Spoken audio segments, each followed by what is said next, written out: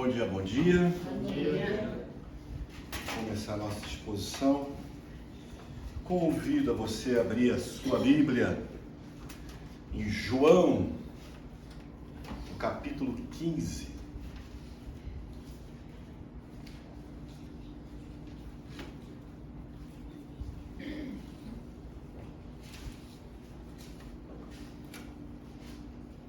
João fica ali entre Gênesis e Apocalipse, tá? É só buscar ali que é fácil de encontrar.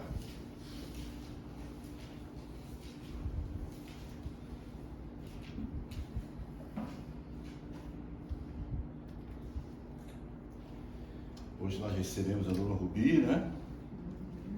A Suzy também, seja muito bem-vinda, Suzy.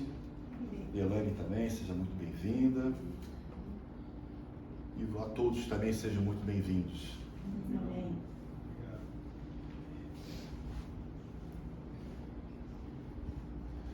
Eu vou ler do versículo 1 até o versículo 8.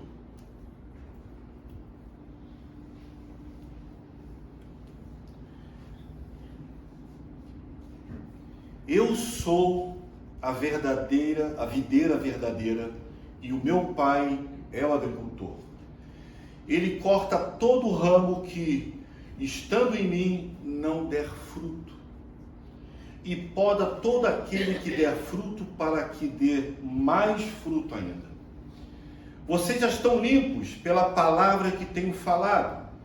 Permaneço em mim, e eu permanecerei em vocês. Como o ramo não pode dar fruto por si mesmo, se não permanecer na videira, assim vocês também não podem dar fruto, se não permanecer em mim. Eu sou a videira, e vocês os ramos. Se alguém permanecer em mim, e eu permanecer nele, ele dará muito fruto, pois sem mim vocês não podem fazer nada. Se alguém não permanecer em mim, será como o ramo que é jogado fora e seca. Tais ramos são apanhados, lançados ao fogo e queimados. Se vocês permanecerem em mim, as minhas palavras permanecerem em vocês, pedirão o que quiserem e será concedido. O meu Pai é glorificado pelo fato de vocês darem muito fruto, e assim serão meus discípulos. Vamos orar novamente. Pai eterno, nós louvamos mais uma vez pela oportunidade de estarmos aqui, Pai, reunidos como a Tua igreja, e que essa manhã possamos sair edificados com a Tua palavra, Senhor.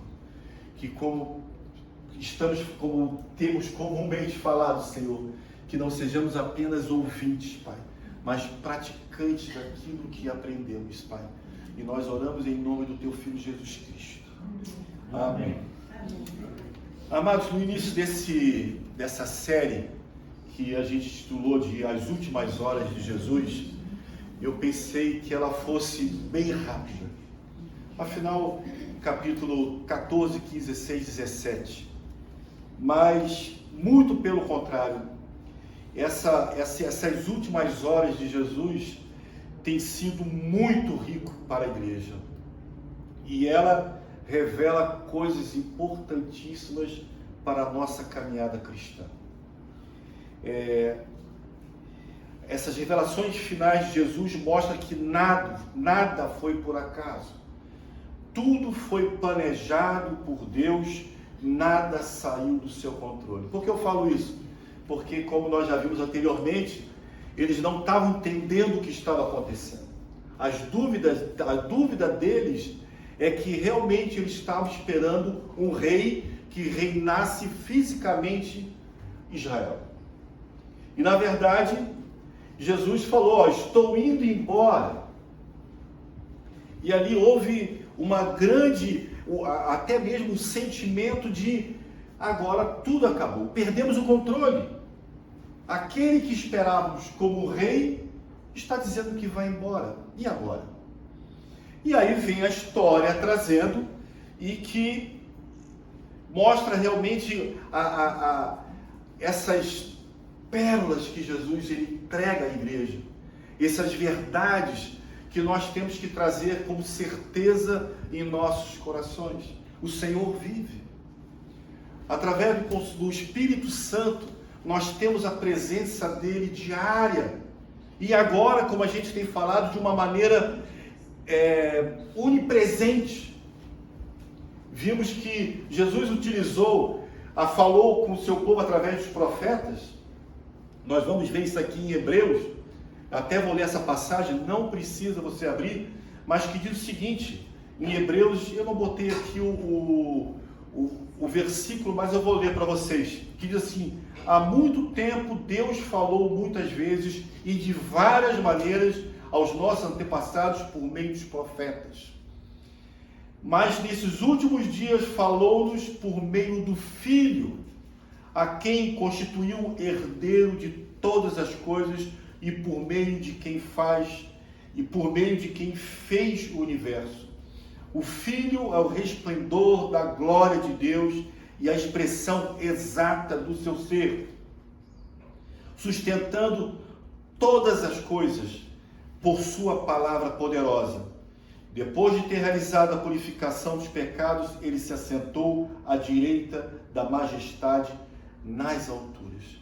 Agora eu coloquei, e agora ele diz que o conselheiro que nós vimos no capítulo 14, que ele falou que estaria conosco, agora de uma maneira eterna.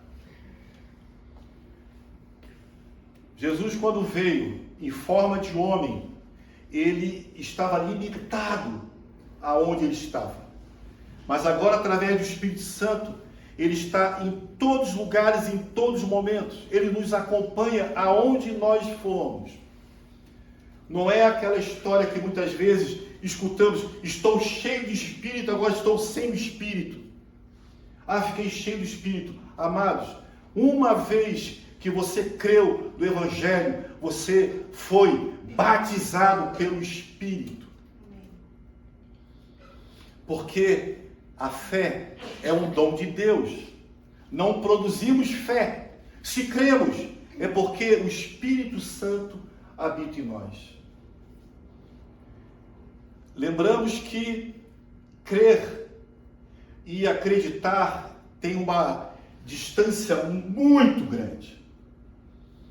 Crer é amar o Senhor. Nós vimos aqui, e ele vem se repetindo, Jesus vem se repetindo: aquele que me ama é aquele que guarda os meus mandamentos.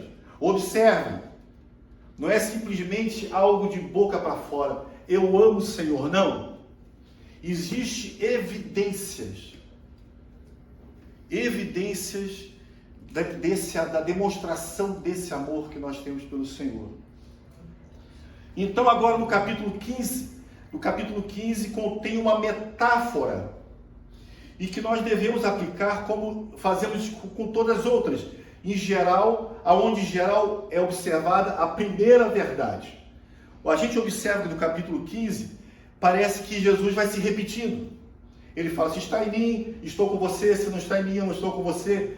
Mas na verdade, a grande mensagem principal desses versículos é essa última afirmação que Jesus fala: eu sou. Ele já havia feito 6 anteriormente, essa é a 7ª. A gente não querendo espiritualizar, mas como o conhecedor da palavra do Senhor, observa que esses números, eles se encontram. Ele falou 7 vezes: eu sou. Ele primeiro fala: eu sou o pão da vida, em João 6,35. Depois ele fala: eu sou a luz do mundo, João 8. Depois fala: eu sou a porta, João 10. Depois fala: eu sou o bom pastor, João 10 também. Eu sou a ressurreição, João 11. Eu sou o caminho, a verdade e a vida, João 14. E agora, eu sou a videira verdadeira. Essa afirmação, videira verdadeira, é rica no seu significado, especialmente quando compreendemos a luz do Antigo Testamento. O Antigo Testamento é espelho. Precisamos entender precisamos entender o Antigo Testamento para podermos aplicar o Novo Testamento. Eles não podem caminhar separados. Um aponta. Nós observamos quando lemos o Antigo Testamento quantas palavras são repetidas no Novo Testamento. Paulo fez muito disso, utilizando o que já foi profetizado para que ele possa aplicar o seu entendimento. Então, a imagem da videira tem significativo importante nas escrituras hebraicas. Jesus a utiliza para revelar a importância da sua identidade em relação entre ele, Deus Pai, e nós, os crentes. E nós vamos observar isso em 3 partes.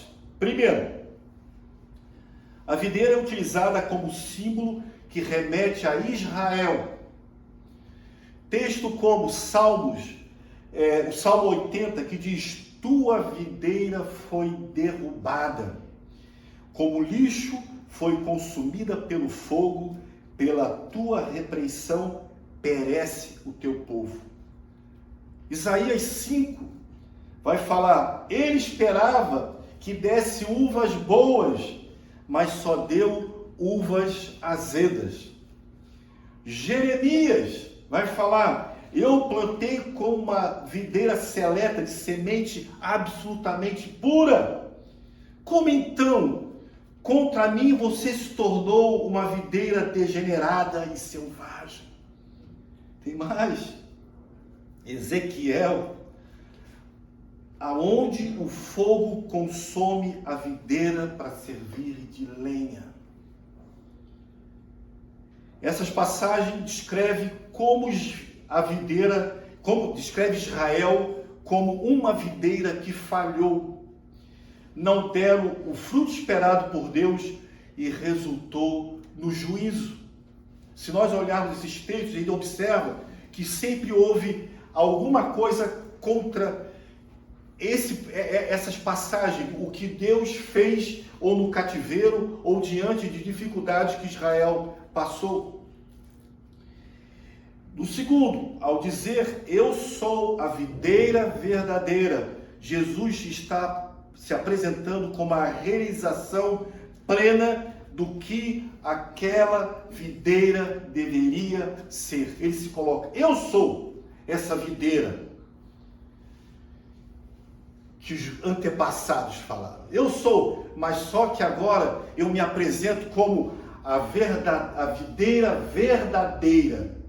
Eu sou o plano de Deus.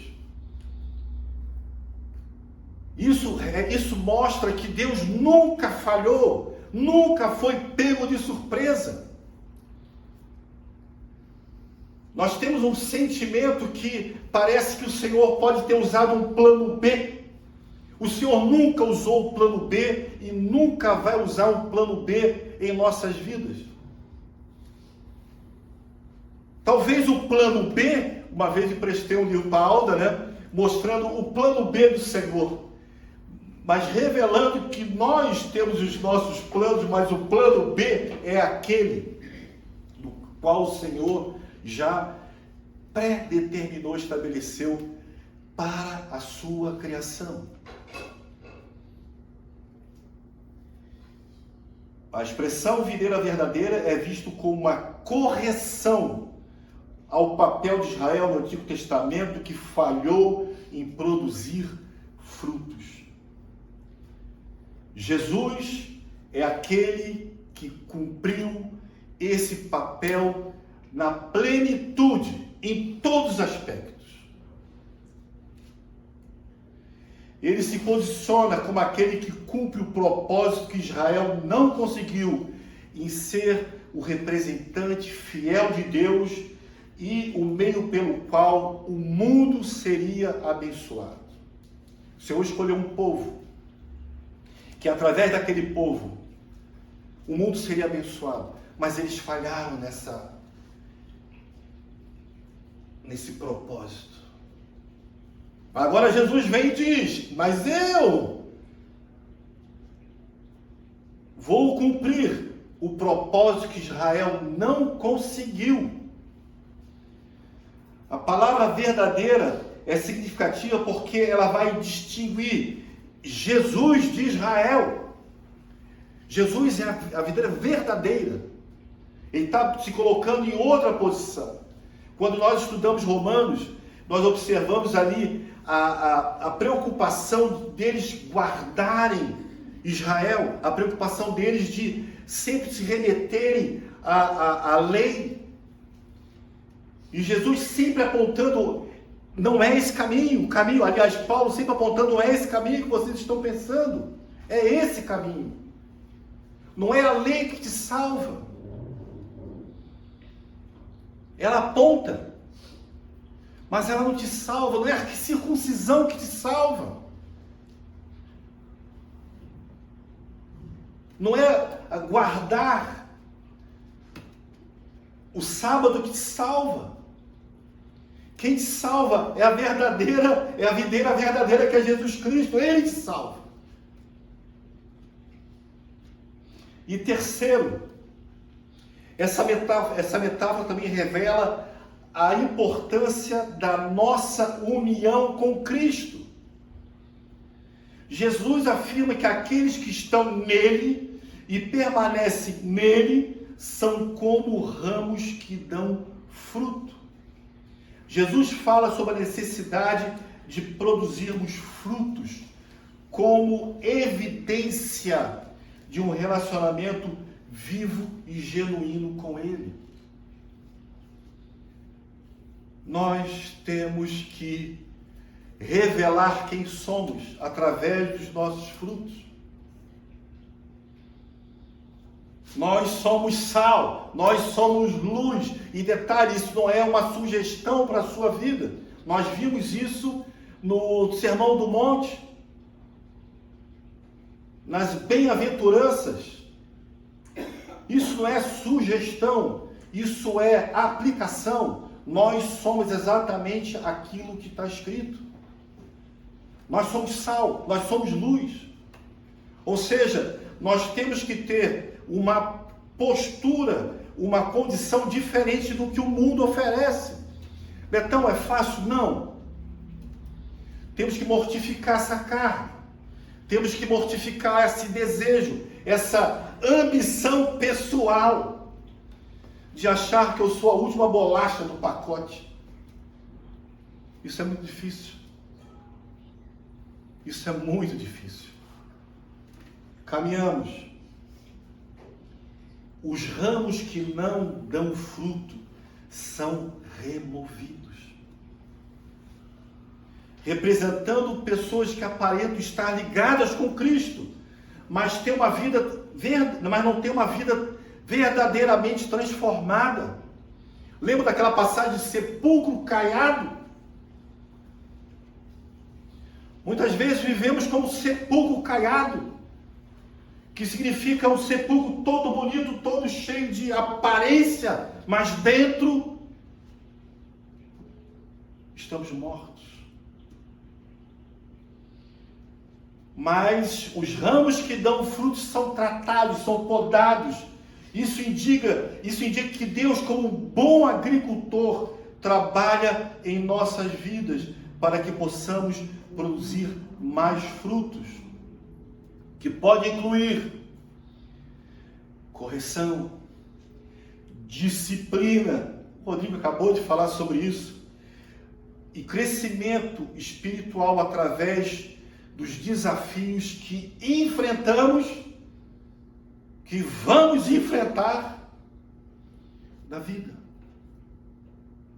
O Rodrigo acabou de falar isso e nós não combinamos sobre esses desafios que a vida nos proporciona, dia após dia.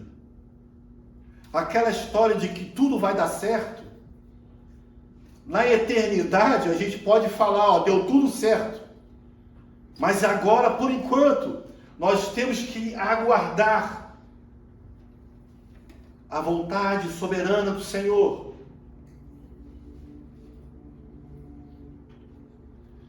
Assim como a videira só pode produzir frutos se os ramos estiverem conectados com ela, nós, os crentes, só podemos viver uma vida frutífera se estivermos unidos a Cristo. Sem essa conexão, é impossível agradar a Deus ou cumprir o nosso propósito como crentes. A metáfora da videira e dos ramos ilustra que a nossa vida espiritual autêntica depende desta relação com Jesus e se manifesta em obediência, amor e frutos que glorificam a Deus. O que mais me chama a atenção nesses textos, nesse texto de João, exatamente essa insistência que Jesus fala da maneira que é esse relacionamento com Ele. Ele vai se repetindo. Ele fala, daqui a pouco ele fala de novo. E isso é algo que nós devemos prestar muita atenção. Não é palavras jogadas ao vento, mas sim verdades que são, desculpa o pleonasmo, verdadeiras. Palavras que se cumprem, palavras que vão se cumprir. E nós devemos ter atenção diante de que está sendo falado.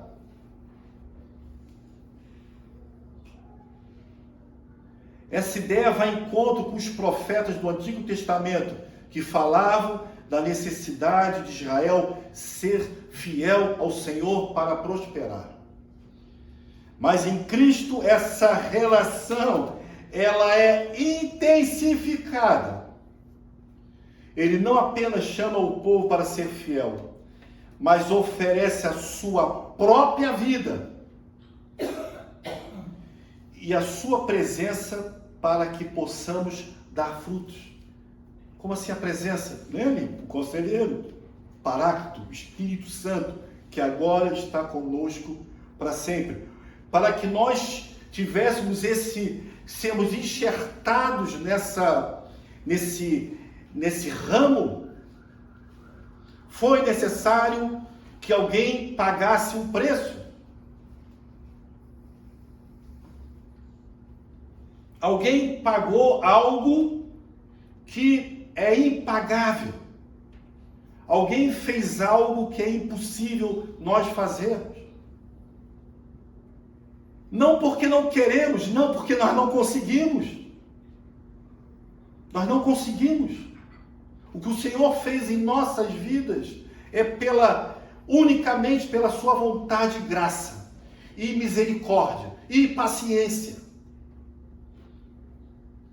Porque o Senhor, Ele é muito paciente, pelo menos comigo é. Pelo jeito, pelo Rodrigo também é, né, Rodrigo? Comigo também. Amém. Conclusão. A declaração de Jesus ser a videira verdadeira é a continuação e cumprimento do que foi anunciado no Antigo Testamento. O Antigo Testamento sempre aponta para essa videira.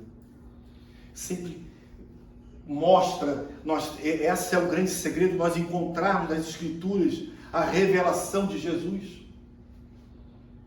Rodrigo agora acabou de revelar em Salmos Jesus.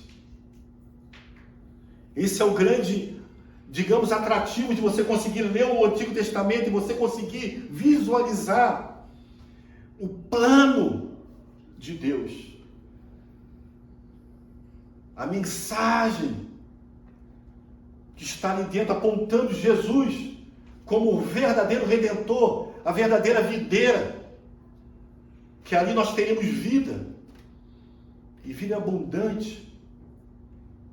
Isso não significa prosperidade. Vida abundante significa você estar com o Senhor, diante de um propósito que Ele tem na sua vida. Não confunda. Ele se apresenta como aquele que, ao contrário da videira infiel, é a fonte de vida e frutificação genuína. Essa imagem nos chama à dependência do Senhor, de Cristo, para a nossa própria vida espiritual e para a missão de sermos frutíferos em nosso testemunho e serviço ao Senhor. Assim, oferece uma visão profunda da identidade de Jesus e do papel dos crentes na sua missão redentora. Hoje, não sei se vocês observaram, lógico que observaram, a estela do nosso texto congregacional, nós lemos algo que fala sobre uma figueira. Interessante, né? Nós estamos falando que ele fala que é uma videira e agora nós vamos falar de uma figueira. Mas essa figueira estava plantada onde? No meio de uma videira. Se a gente observar, existem duas passagens aonde relata Jesus amaldiçoando a figueira. Uma está em Marcos e a outra está em Mateus. E agora tem essa que a Estela leu, é uma parábola. E a maldição da figueira no meio de uma vinha não é apenas um episódio de frustração, mas um ato cheio de significado. Uma figueira no meio de uma vinha era algo comum, tá? Não é, tem pessoas que gostam, não, é onde está o lugar errado. Não, era comum. Tem uma figueira no meio de uma vinha. É a parte mais certa de nós entendermos. Então, Jesus, aqui, como eu vou repetir, a maldição da figueira no meio de uma vinha não é um episódio de frustração, mas um ato cheio de significado. Jesus está transmitindo uma mensagem clara sobre a expectativa de Deus de seu povo, que seu povo produza frutos de justiça e fé. Ele confronta a aparência de religiosidade sem transformação verdadeira, genuína. Para nós, a figueira sem frutos simboliza a infidelidade de Israel e serve para nós como uma advertência, um alerta sobre o julgamento iminente, reforçando a necessidade de uma verdadeira transformação espiritual, uma conversão verdadeira, genuína. Observamos que na parábola Jesus fala sobre mais uma oportunidade, lembra? Não, já tinha 3 anos, não deu fruto, nós vamos dar mais 1 ano. Se não frutificar, corta.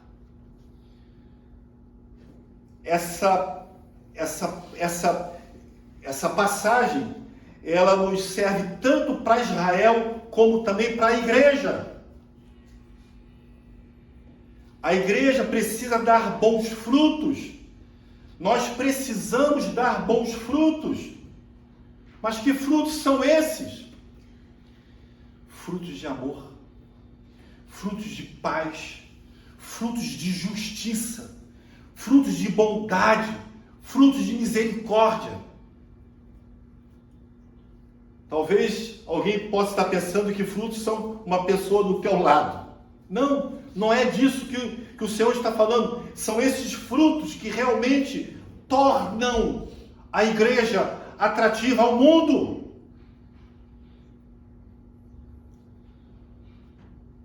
Não são atrações de, como é que se diz?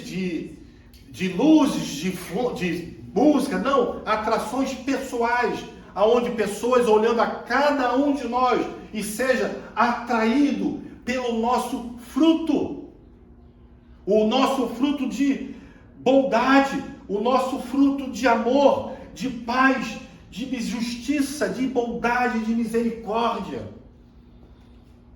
Coisas que nós temos que refletir quando alguém olha para cada um de nós. A igreja necessita disso. A igreja necessita que a pregação da igreja que seja uma pregação transformadora, aonde o Senhor é o centro da palavra, aonde o Senhor é o que transforma a minha vida.